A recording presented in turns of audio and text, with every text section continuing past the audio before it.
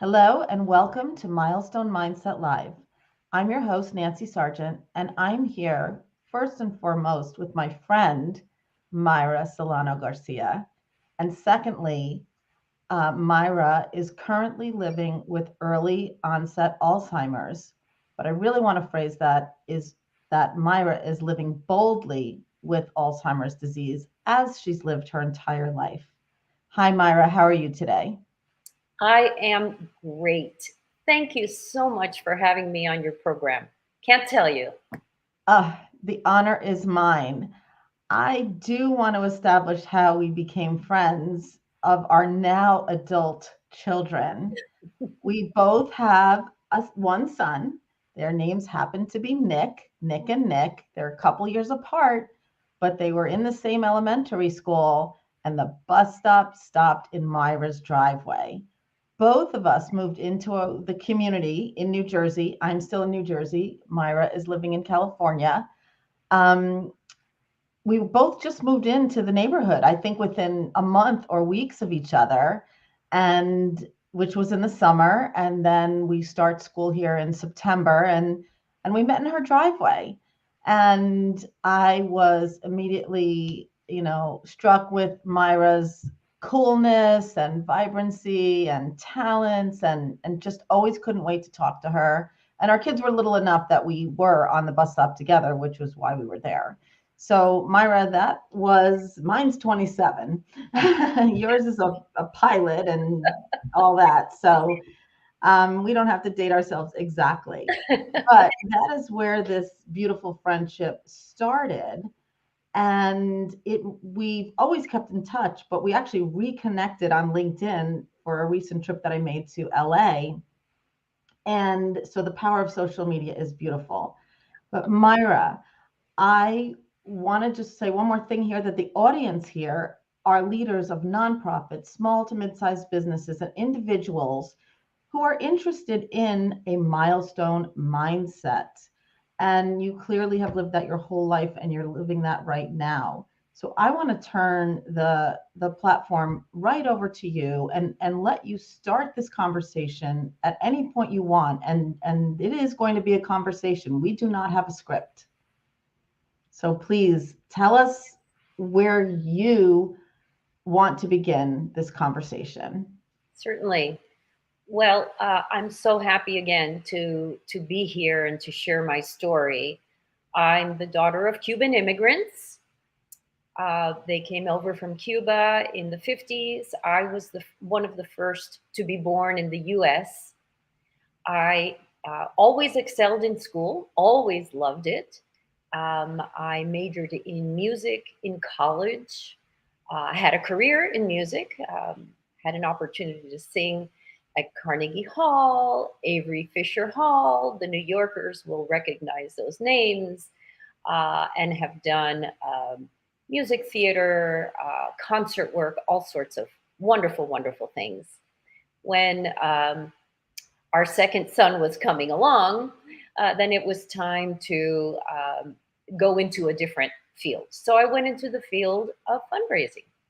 And fundraising was a wonderful field. I was a development officer at a number of institutions. And then I moved over to the university side.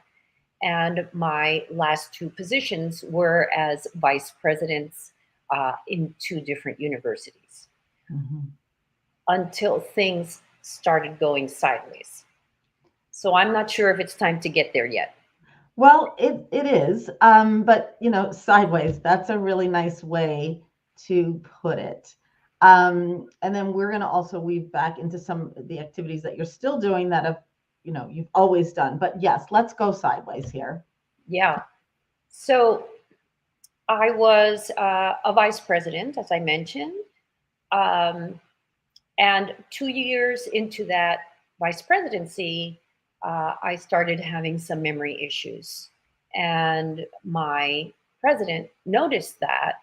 And, we had an agreement, and I agreed to step down from the vice presidency because I clearly was not doing the job uh, to its proper level. Um, But I stayed with that organization because I wanted to complete the campaign. And that's something that is just part of who I am.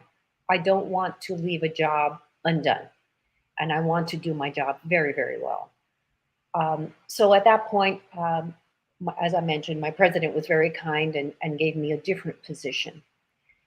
Uh, Once the pandemic came along, then things got very complicated. And I had to separate from the university, and started to have symptoms, perhaps. And I had a sense that something was not wrong. And because I have two aunts who had Alzheimer's and, of course, passed, um, I thought that maybe it was my turn, that maybe that was going to be my path. It took quite a long time to find a physician who would put me together with a neuropsychiatrist. And finally, after many, many years, it was probably an 8-year journey. Um, I was diagnosed early onset Alzheimer's. And from there, well, I'll leave it that, and then you might ask a question. Oh, no, you're doing beautifully. Um, Up to that journey, the 8 years, one of the main points that you'd like our viewers to know today is that you may have to fight for a diagnosis. You need to be aware of certain signs, and you were misdiagnosed before that, which, aside from losing time to get the right care, there had to be so many frustrating moments. But you and I were chatting pre show here, and I actually want to say that you very boldly said to me right before we came on, and we've discussed before, that Alzheimer's is a fatal disease. And even I knew it, and you said it, and I was, a little speechless, which is rare.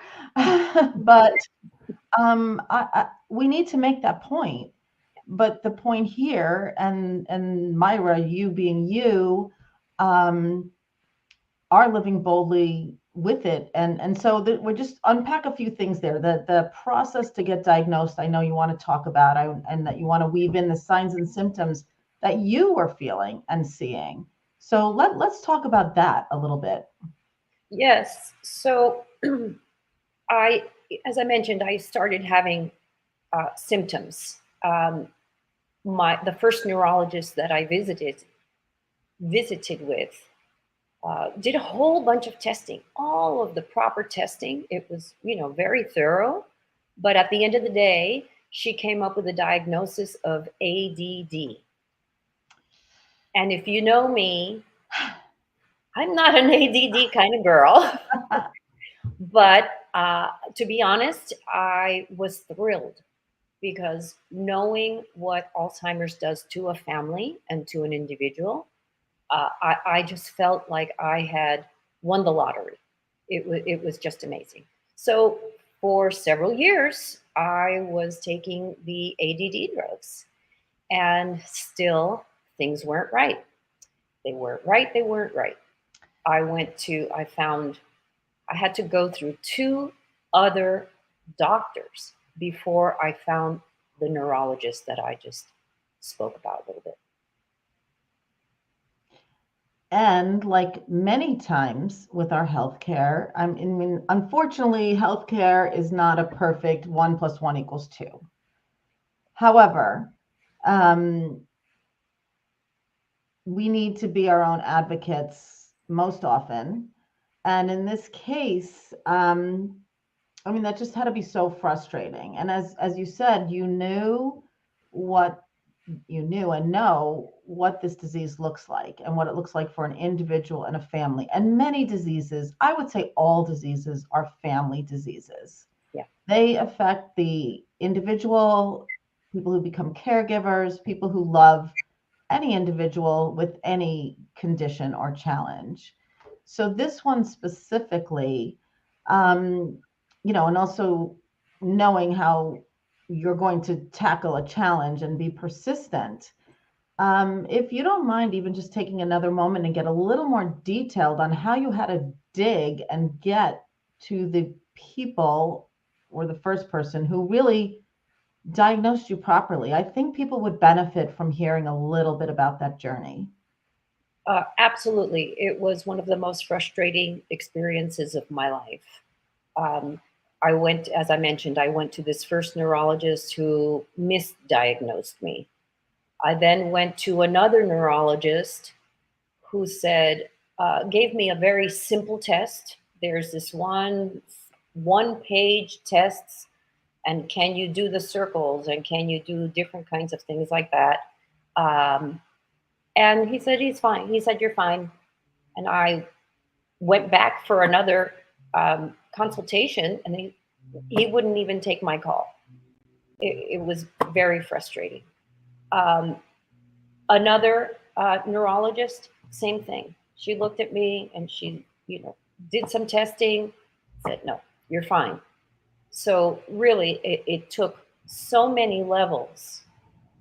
And it's because I am aware of my abilities and then now my disabilities or my loss of abilities. Um, and finally, I literally had to badger my GP to find a proper person who could really diagnose me. And he kind of sighed and said, "Fine, I'll send you to this neuropsychiatrist."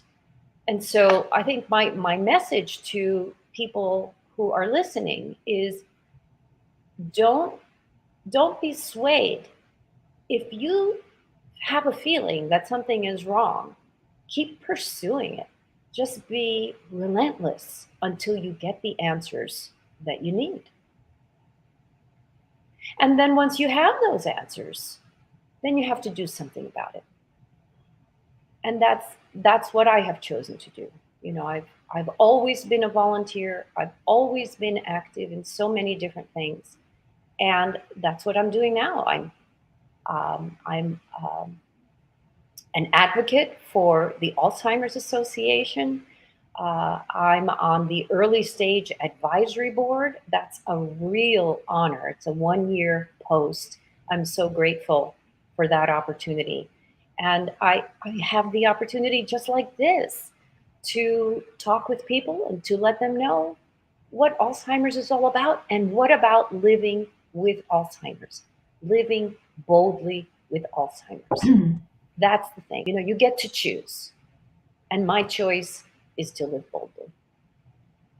Which is how you've lived your entire life. Now, as anyone listening to us today can tell, you're not going to look at you and think you have any stage Alzheimer's. Excuse me. Which is why your doctors probably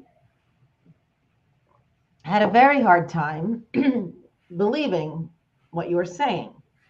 Also, let me say, if we didn't already say, Myra speaks about 5 languages and bikes and golfs and as she said, sings and performs. So this is what early stage Alzheimer's looks like. Mm-hmm. But behind the scenes, you knew things, let's say, we're not connecting the way they used to the point which you described, job changes needed to be made.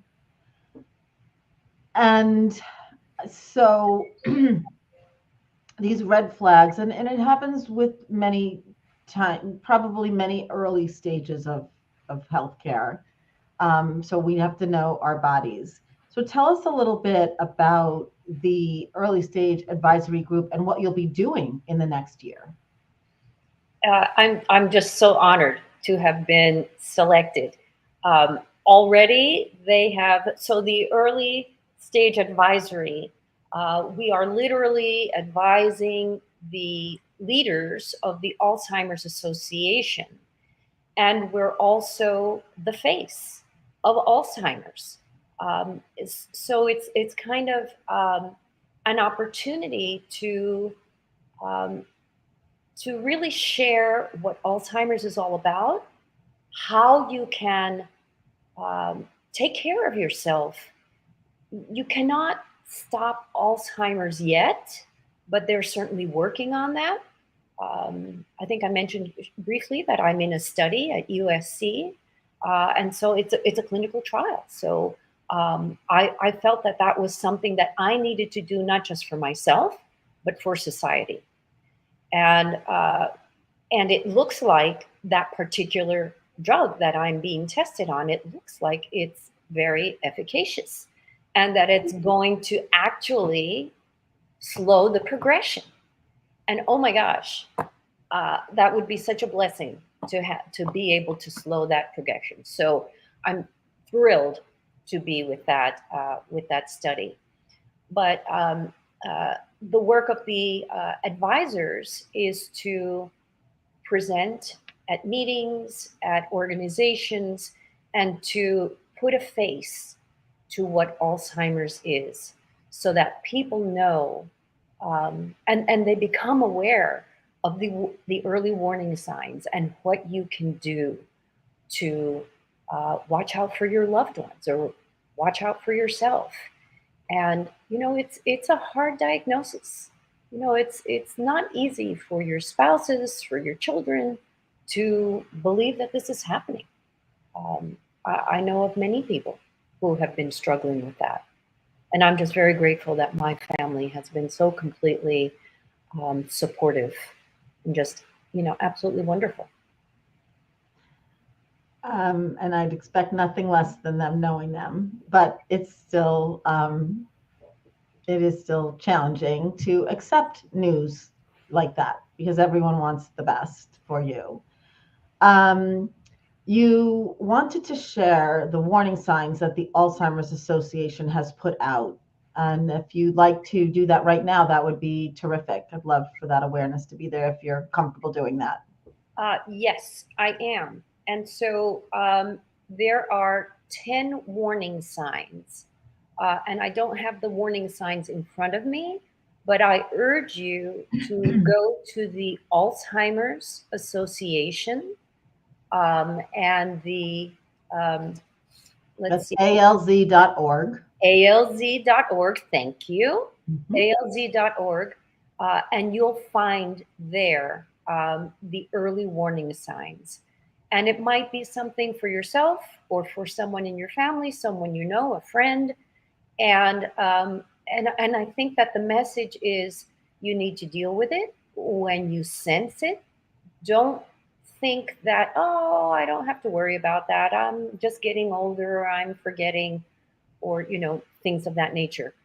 If you have a concern, deal with it, and then you can live boldly with Alzheimer's. Because if you wait too long, then there's not much that can be done. So I think that that's a very strong message that I'd like to send out. And I'm just thinking about my Aunt Mary, who was my growing up neighbor. And we did just lose her this year at 92 to Alzheimer's. But I can tell you that she, until about 90, she wasn't even diagnosed. She wasn't. Um, so she lived with early stage for a long time. Wow. Now that we can look back and see what those signs were, Mm-hmm. they were endearing at the time. So yes, but 92. Right, So right. you have a walk that you're sponsoring, and there are walks all over the country coming up. Would you tell us about the walk to end Alzheimer's? Yes. So this is the Alzheimer's Association's largest fundraiser. So it is a fundraiser, but you don't have to pay to be part of a walk. You can just walk, but please support, because it really means a lot to people like me, and to people who and to all of those scientists and all of those people who are trying to find a cure, to find a remedy. And so it's the Walk to End Alzheimer's. And in California, it will be in October. You'd have to check your different not countries, your states. Some of the states have different times when they go, but it's a wonderful experience. And I have a particular group that I am forming, and if you're up to it, I would love to have you on my team. And it's called Music Lovers for Alzheimer's. I'm Um, registering. Yay! Yeah. For the walk to end Alzheimer's. Of course, I'm a music lover, so and I had to pick a name, so I thought that that would be a perfect name. And so, please join me in the walk, whether it's in New Jersey or in the Midwest or California, wherever it might be. But please do, and if you wish to do it in terms of my program, I'd appreciate that greatly. And Myra is on LinkedIn. We have that here, Myra Solano Garcia. So you could always message her here for that information as well. Myra, I know how important your family is to you, and they also now have the role, um, or will have the role as caregivers. So, what would you like to say to family members of people that are diagnosed with Alzheimer's, and especially maybe even at that point in time of Alzheimer's diagnosis? Yeah, there are different stages. So I'm still, I guess I'm in the middle stage, perhaps. But there is, it's the no, I'm in the early stage. Excuse me. So early stage, and then there's a middle stage, and then of course there's the end stage. And there are different things that you can do at different times. But the thing is to remember that your loved one is always your loved one. Your loved one is always the same person. Their personalities might change. I don't know how I will be affected when I get to that point. One of my aunts was just a delight the whole time until she could no longer speak. That's part of the process. My other aunt, on the other hand, became a hoarder and lost her home because she forgot to pay the association fee, and she was quite belligerent with the police as they were trying to remove her from her home. So my hope to all of you is be aware, um, check out the Alzheimer's website, take a look at the early signs. It's really, really important for you and your family. Mm. Myra, always an inspiration. Um, I actually want to share, you brought to mind when you were saying that, and I was just remembering we had a book club, which you probably started in our community, and it was a lot of young moms. It was all young moms, I guess, at the time. We all had kids, and we would always read. And I remember specifically the book Bel Canto, and I for some reason I just couldn't love that one, but I remembered how much you loved that.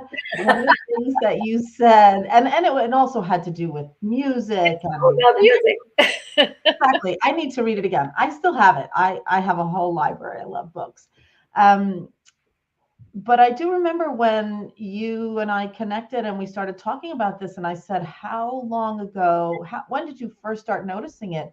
And you actually said that sometimes we were discussing a book and you didn't remember not just the segment, because I can forget the ending after a little while, but you didn't remember reading the book, and you had, and I had no idea.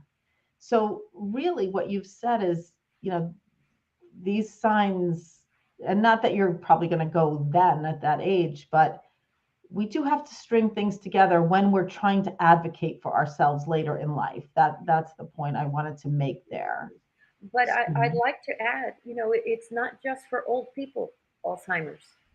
There are some young women in my group who are in their 20s and they have Alzheimer's. And so, don't think it's called Alzheimer's, but it's not about necessarily being old. And so, just keep that in mind. good to know.